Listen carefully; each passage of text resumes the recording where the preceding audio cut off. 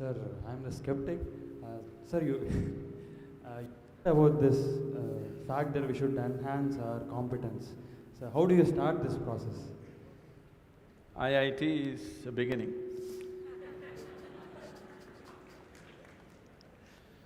So, what are you skeptical about? You don't believe competence will work in this world, is it?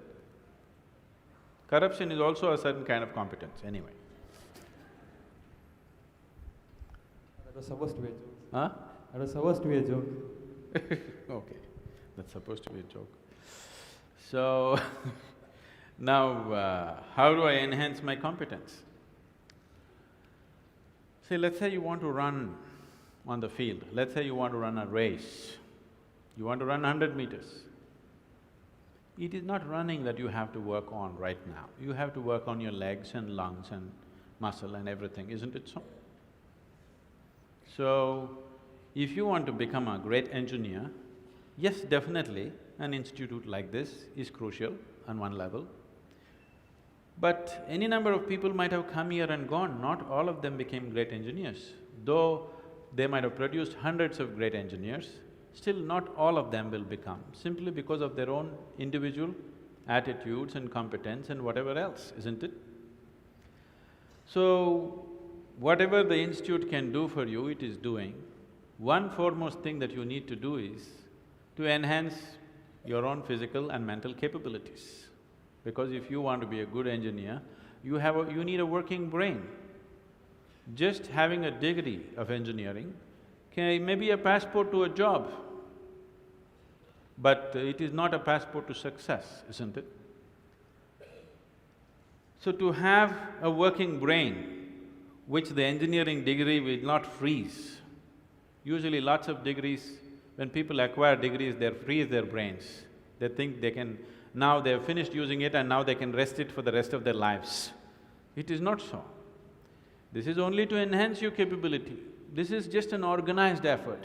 A school, a college, an institute is just an organized effort towards that, because each individual cannot craft it for himself. That is why an institution. Otherwise, an institution has no other purpose.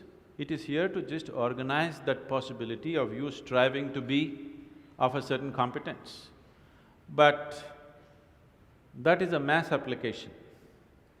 But as an individual, your most important thing is you as a human being, you are functioning at the fullest level. If that has to happen, there are other dimensions which one needs to explore.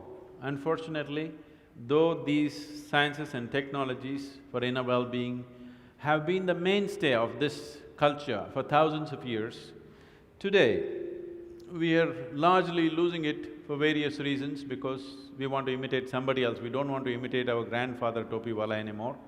We want to imitate the hat seller from another country.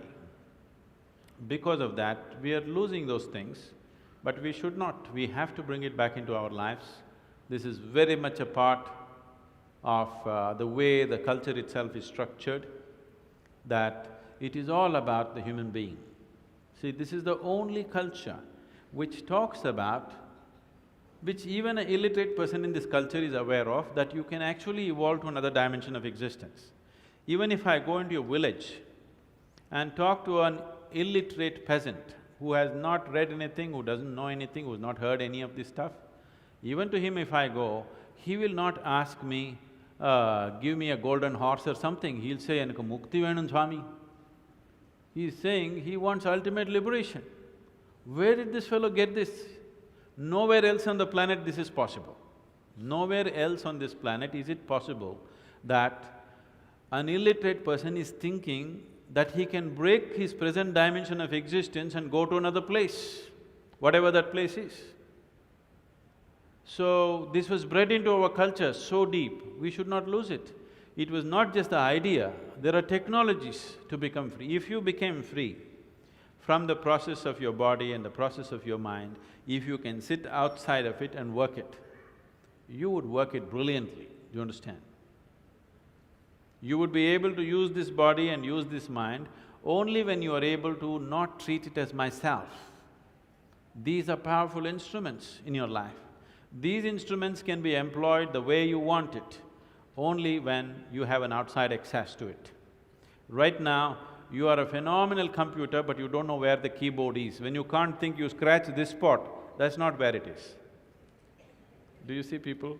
When they cannot think, they're thinking hard, they scratch here. It doesn't work like